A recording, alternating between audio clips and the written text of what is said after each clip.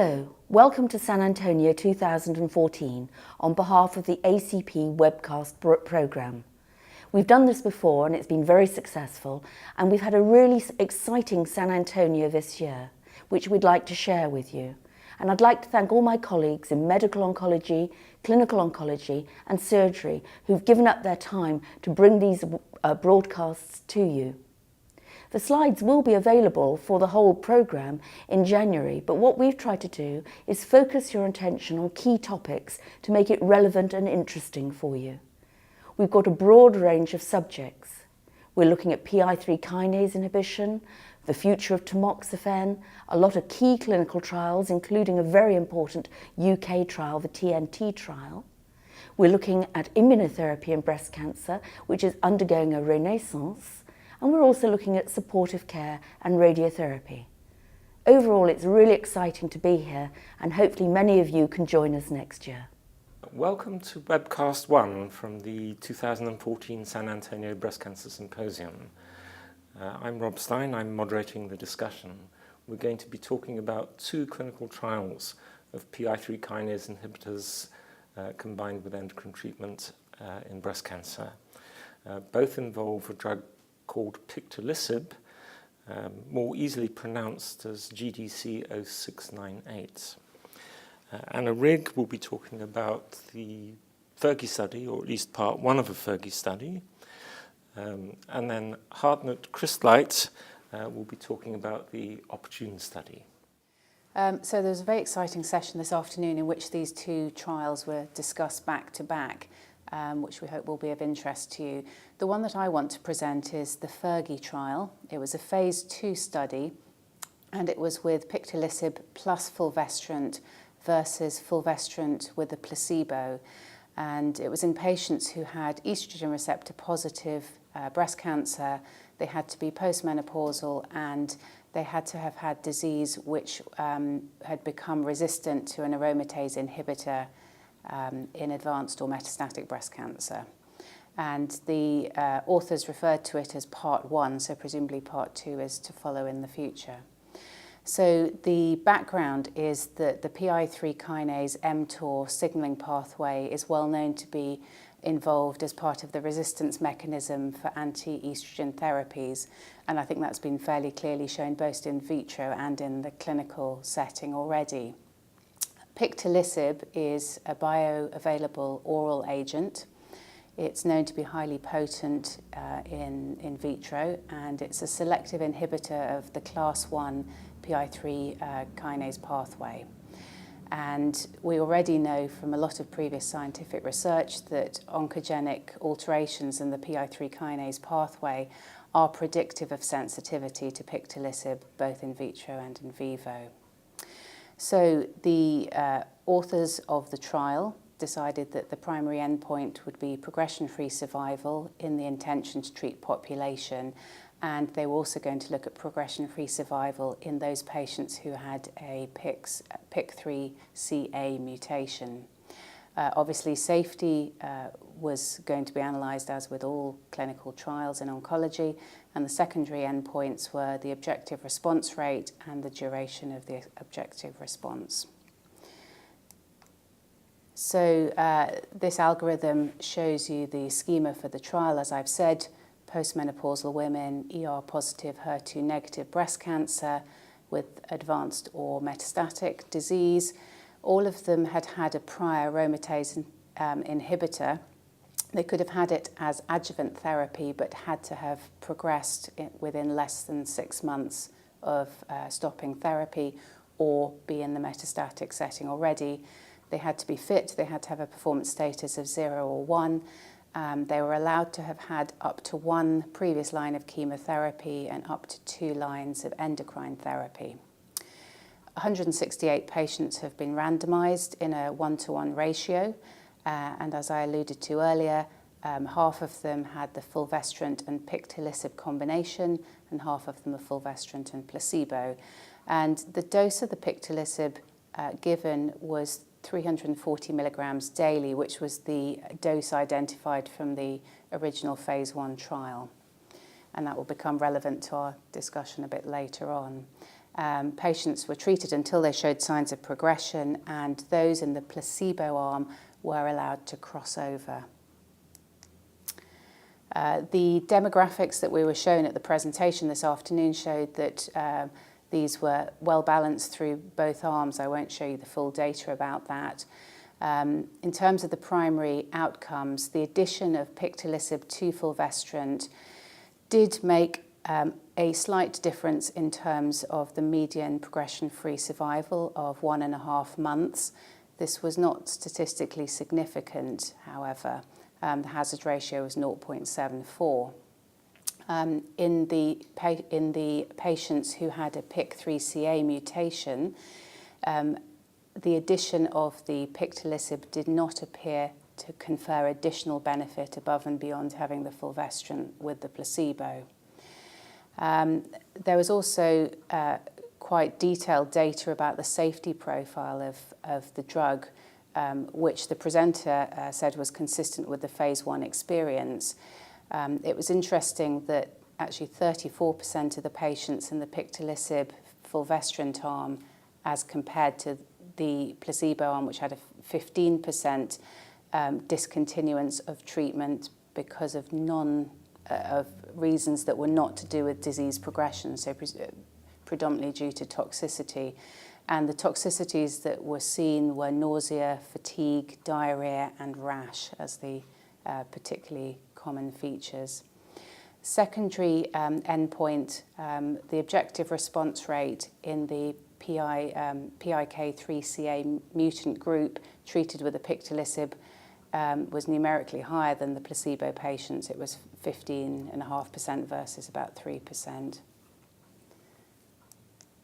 So the conclusions from the presentation were that in the intention to treat population, adding pictolizib to fulvestrant was associated with a small increase in median progression-free survival, as I've said, of 1.5 months, but this was did not reach statistical significance.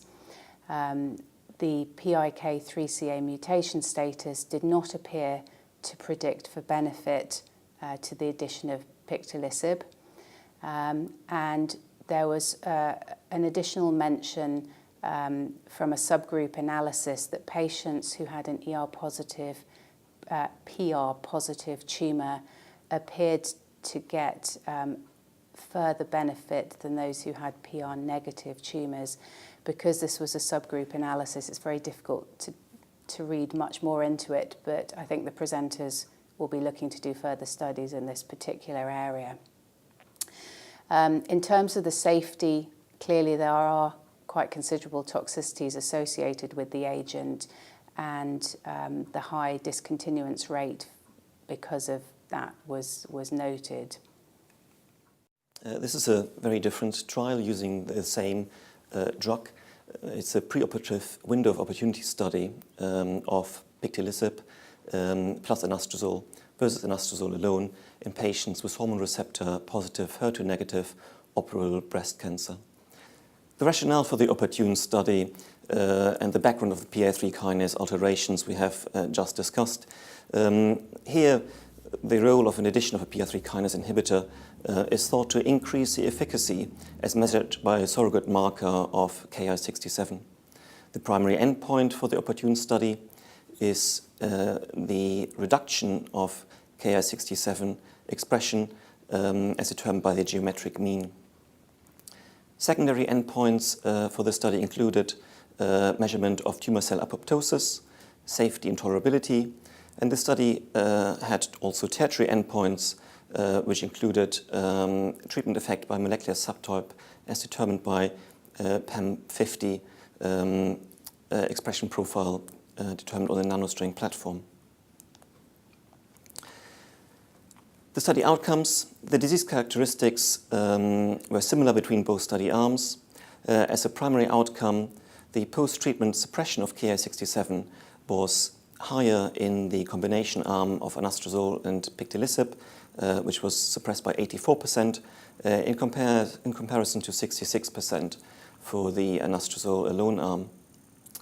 A Ki67 response was seen in 86.4% in the combination arm and 53.9% in the anastrozole arm.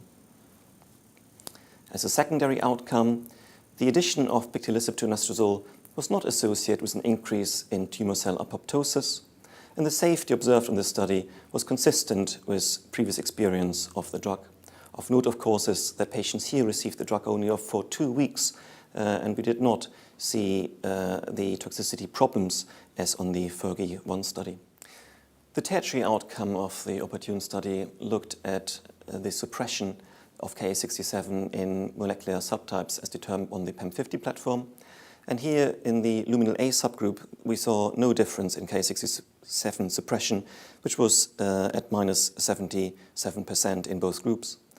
In the luminal B subgroup, interestingly, there was a significant difference with a suppression of Ki67 score by 63% in the anastrozole arm and 86.5% in the combination arm.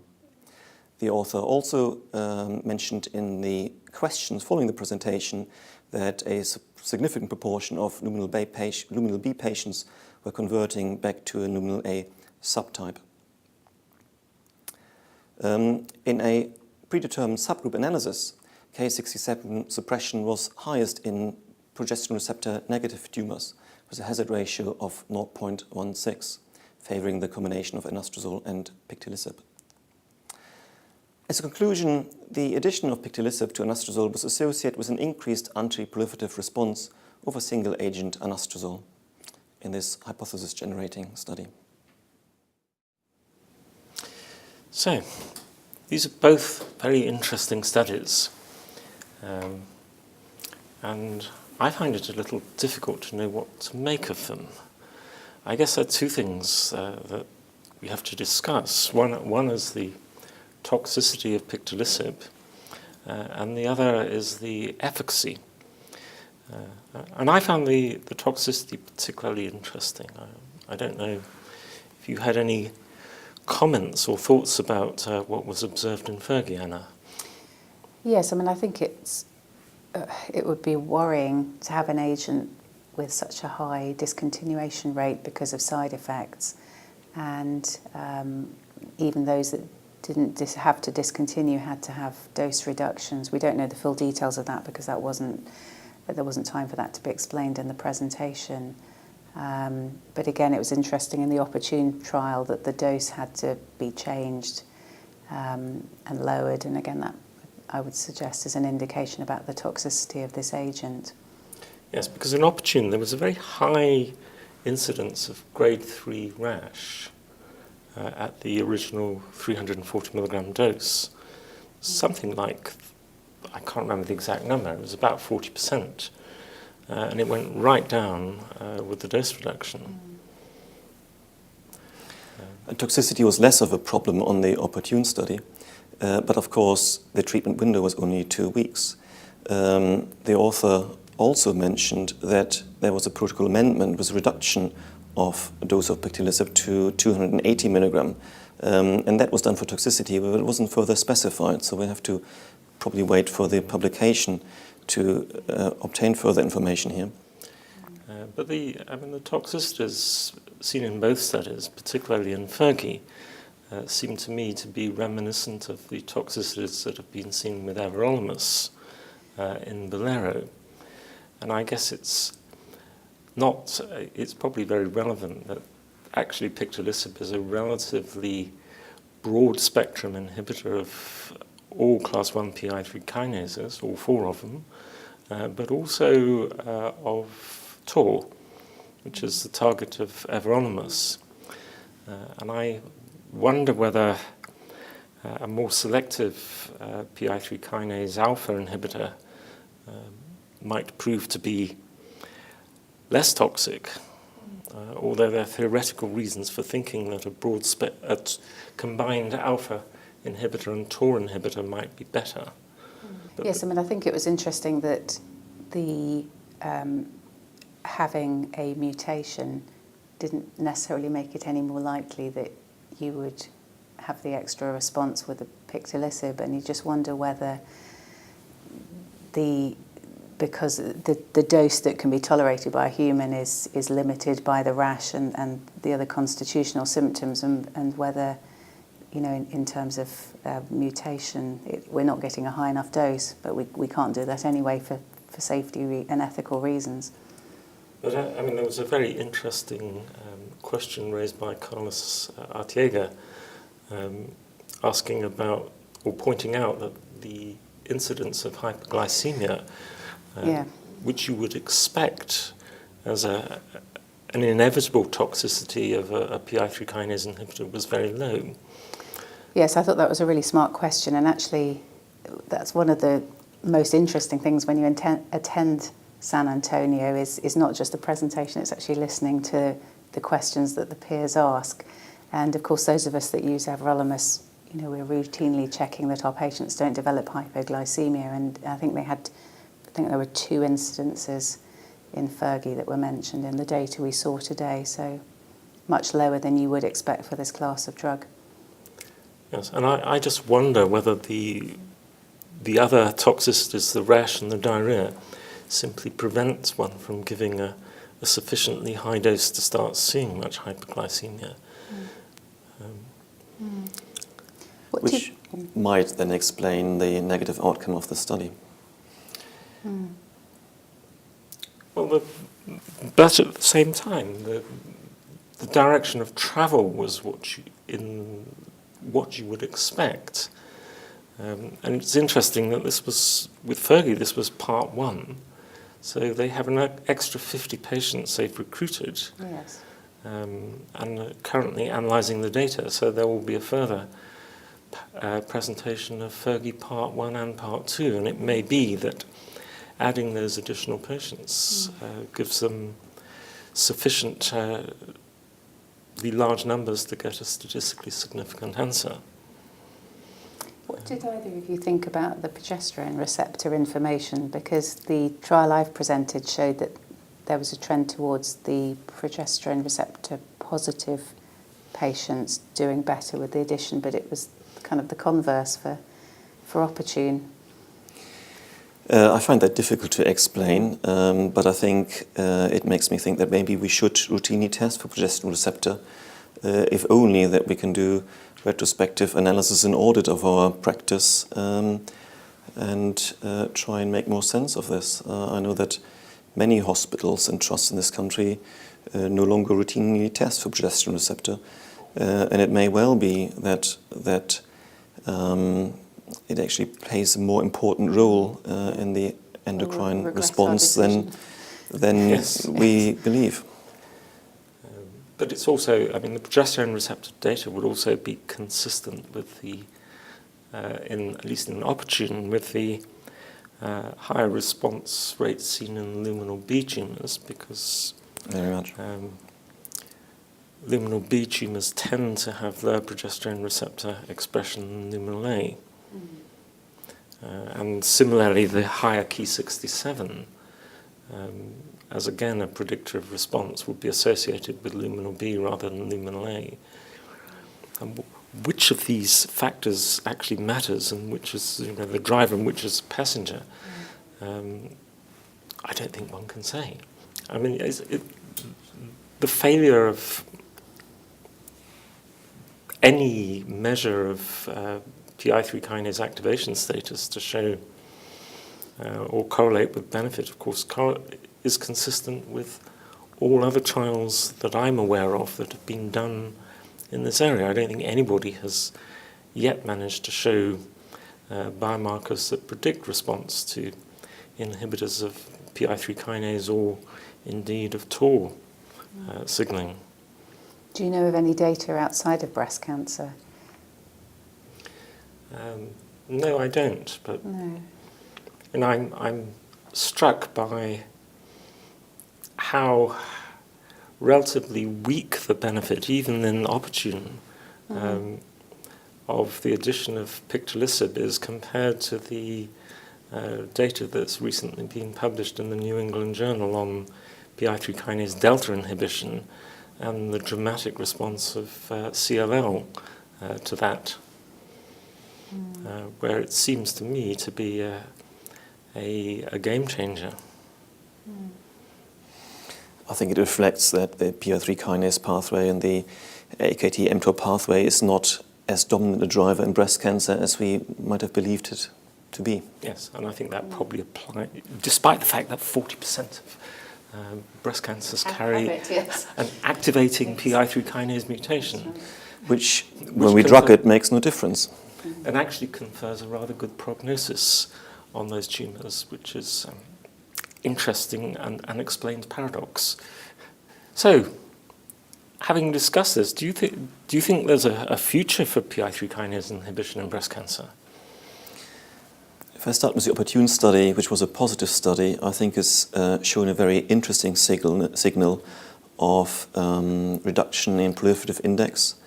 And I think that study warrants future investigation of PI3 kinase inhibitors in the neoadjuvant setting to see whether they have clinically relevant outcomes.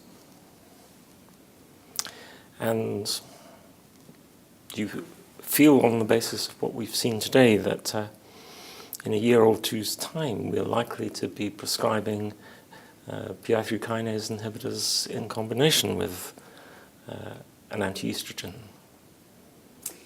I think on the basis of the data I've been shown today, no. There wasn't a significant difference in overall survival, although obviously there was a trend towards being in favour of the combination of pictolisib and the fulvestrant. And I think as a practicing oncologist, I'd want to know considerably more about the toxicity and how that would affect my patients. So and I'd like a larger study, I guess, would be the... So we have to wait for the results of the Novartis BEL-2 study, which we should hear about sometime next year, which is a much larger study.